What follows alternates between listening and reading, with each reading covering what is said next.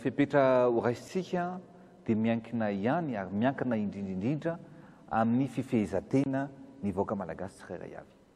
Raha voafehantsika tanteraka io ary mahay mifehtena tanteraka sika dia mino fa tsika no firenena modely indrindra eran-tany amin'ny resaka hoe déconfinement tsy atao partiel intsony fa mety afaka ataotsika zany hoe amin'ny akapobeany. Ny zavatra mitranga nefa dia mbola maro tsika no tsy mifehtena. Mbola maro tsika efa nitenitsika no nitaraina ny taxi be, nitaraina ny taxi hoe aleo zay hiasa ary ny fanarahana ny hoe ny fepetra ho raisina dia ny fanaovana arivava. Ny fepetra ho raisina dia tsy manao taigny be ohatra. Za aloha dia mahita fa mbola misy ny taxi be tonga dia amiko ny tatitra, tonga dia amiko ny sary fa mbola misy mipitaingina taxi be tsy manao arivava. Mbola misy mpamily taxi be tsy manao arivava. Mbola misy ny receveur na taxi be tsy manao arivava. Nefa le cas contact efa misy eto amintsika. Hitanareo angamba fa fokotany maromaro, Soave Masoandro, eny Itosy, eny Ambolokandrina maromaro, ny efa misy cas contact ankehitriny. Mba fantatrareo olona ray fotsiny noa tsy manao arivava fa tratran'ilay tsy mikaretina dia efa afaka mamindra amin'ny olona tsirairay avy. Raha manao arivava izy ala limite tsy mifampikasokasoka amin'ny olona dia voafeh ny fomba hiparitahan'ilay tsy mikaretina. Ka zay zavatra rehetrarehetra zay zany no teneniko hoe mila maka ny fepetritsika. Noho izany zany ny fepetra raisitsika satria androany moa zany dia mbola hita fa mitombo ary misy ilay cas contact eto Antananarivo sy any Toamasina. Ny any Fianaratsoa efa melefilefy, zany hoe tsy misy tsony zany ka vaovao. Satria ny zavatra nagagana reto moa isorako ny vahoaka ny Fianaratsoa Ray Manontolo. Satria tamin'izaho tany efa 10 andro mahery zay fa manao arivava avokoa ny olona rehetrarehetra. Za moa indray mandeha dia mijanona kely mihitsy mijery any taxi be fa ny Antananarivo mbola misy ny olona mafy loha.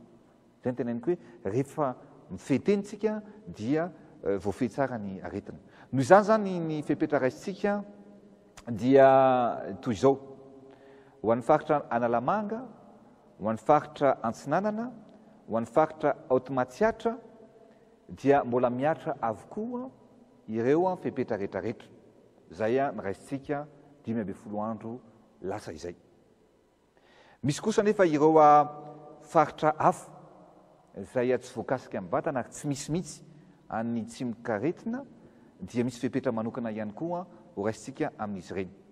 Ny fepetra amin'ireo faritra anankitelo ireo zany dia mbola mikatrina avokoa ny zotra rehetra mitondra ny olona, na io anabakabaka na io an-dranomasina. Ary indrindraindrindra ny fepetra ho an'ireo manana sisi-dranomasina rehetra dia niresaka tamin'ny filohan'ny Komoro ny tena Komaly mila mafisitsika ny fifehezana ny sisin-tantsika. Ary tsy tokony misy olona mihitsy miditra amin'ny alalan'ny botry eto a Madagasikara. Satria efa maro ny voany tsy mikaretina io any amin'ny nosy Komoro. Tsy misy olona tokony hiditra amin'ny alalan'ny fitaterana olona an-dranomasina. Tsy misy fitateran'olona anabakabaka tokony hiditra eto a Madagasikara. Mbola tsy misy ihany koa ny famoahana ny fitaterana anabakabaka satria iny no mitondra ny tsy mikaretina mora foana. Tsy maintsy manao arivava avokoa ny olona rehetrarehetra. Io dia mafisiko. Efa nisy ny fizarana maimaimpona ny arivava ary manomboka amin'ny alatsinainy izao dia amafisina ary mafy ny fanasaziana ny olona zay tsy mitondra arivava. Zany hoe hiasa mandritra ny tapakandro Ray Manontolo ny olona rehetrarehetra zay tsy mitondra arivava. Na io fambolekazo, na io fanamboarana zaridaina Ray Manontolo. Ary ny olona rehetrarehetra zay tsy manao arivava dia omena gilet avokoa, na gilet jaune na gilet orange ary zay lesazy mba anaovana ny travaux d'intérêt général na hoe mahasoa asa zay asoany be sy ny maro. Zay zany zavatra ho ataotsika. Ny taxi be na taxi rehetrarehetra rehefa tsy manao arivava na ny mpitondra, mpamily na ny olona mpandeha dia miditra fourrière avy hatrany ary manao travaux d'intérêt général ihany koa ny olona mandeha amin'ireny taxi na taxi be ireny. Eto moa dia manao antso any mpitandro ny filaminana mba andray ny andraikitra tandrify azy mba hiarovana any fahasalamany manodidina sy ny fahasalamany vahoaka malagasy iray manontolo izany. Mijanona miasa amin'ny iray ora tolakandro ny rehetra araka ny fepetra efa niraisitsika farany teo ihany koa. Ny mpianatra dia ny mpianatra amin'ny ambaratonga manala fanadinana ihany no mbola mianatra aloha hatreto. Afaka 12 andro. Raha tsy maro na mieny ny ankizy tsy tratran'ilay tsy mikaretina dia hieritreritrintsika ny ampianarana ny ankizy rehetrarehetra amin'izay. Fa miankina amin'ny fitandremantsika tsirairay avy izany fanapa-kevitra rehetrarehetra zany. Mikasika ny fiangonana na ny moské ihany koa dia oferana ho 50 rehefa avy niresaka tamin'ny ireo filoham-piangonana sy ny musulman ihany koa ny tenako dia oferana 50 ny olona mivavaka amin'ireo faritra anankitelo izay voalaza teo ambony ireo, zany hoe Analamanga, Antsinanana ary Matsiatra Ambony. Mikasika ny faritra hafa rehetra kosa akoatra ny aloatra mangoro dia misy fepetra vaovao. Ny aloatra mangoro mantsy dia maro ireo olona zay fotoanan'ny vary moa zao dia misy ny olona maro avy any Toamasina avy eto Antananarivo namena fahalalana manokana nandeha nakany aloatra mangoro hiasa tanimbary hiasa ny atsara, zany hoe tsisy riska fa raha miboka dia ahitana mety hiteradoza izany zavatra rehetrarehetra zany. Noho izany zany dia ny faritra rehetra akoatra n'ireo faritra anankefatra voalaza, akoatra ny Analamanga, akoatra ny Antsinanana, akoatra ny Matsiasy Ambony ary akoatra ny aloatra mangoro dia misy ny famahana amin'ny akapobeany ny zavatra rehetrarehetra miseho any. Zany hoe mikasika ny fiangonana, mikasika ny moské dia afaka mandray olona mihoatra ny 50 izy ireo, fa kosa manaja ny ilanilana 2 metatra. Zany hoe ao anatin'ny efitrano anankiray zany raha lehibe ny efitrano ka manaja ny ilanilana 2 metatra dia afaka mandray olona mihoatra ny 200 izy ireo.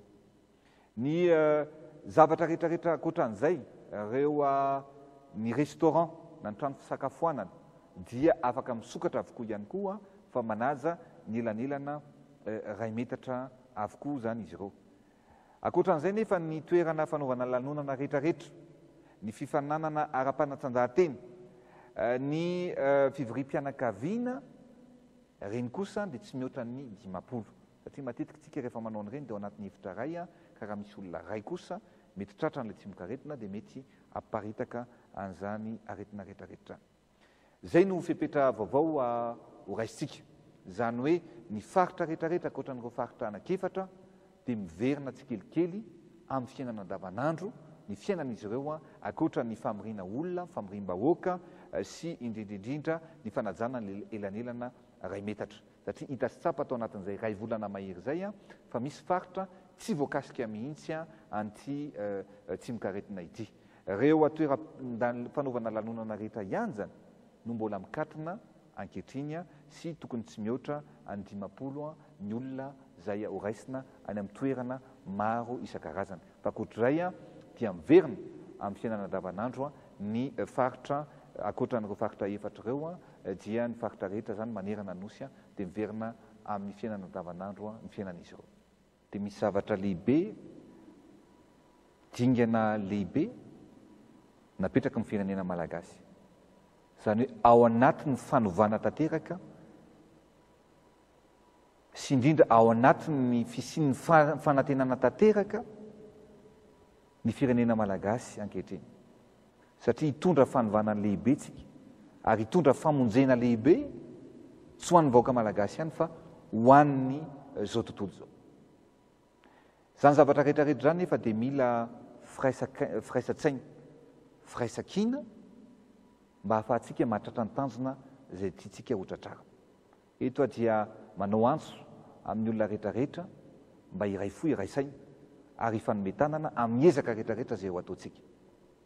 Ho an'ny vahoaka malagasy iray manontolo kosa dia mila fifehezan-teny mila fahatongava-tsainy mba hahafahantsika miaro ny ankonantsika, miaro ny mpiaramonina amintsika, miaro ny mpiray-tanana amintsika mba hahafahantsika mba tsy hamparitaka nyity valanaretina ity.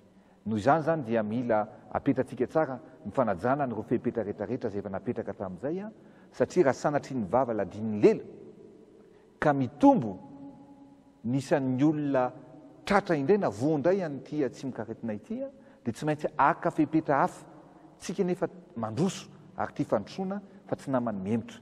Ka mba tsy hafahantsika miemotra dia ny fitandremany tsirairay avy ihany, mifanarahana ro fitsipika sy fepetra rehetrarehetra no hafahantsika andresy tanteraka an'ity coronavirus ity a, zay itsika no anisan'ny firenena modely ankehitriny a, ary tokony hijanona amin'izay mahamodely amin'ny Madagasikara zay. Izay ny faniriko a, ary izay ny tanjona tiantsika ho petraka ho an'ny Madagasikara sy ho an'ny mponina malagasy iray manontolo.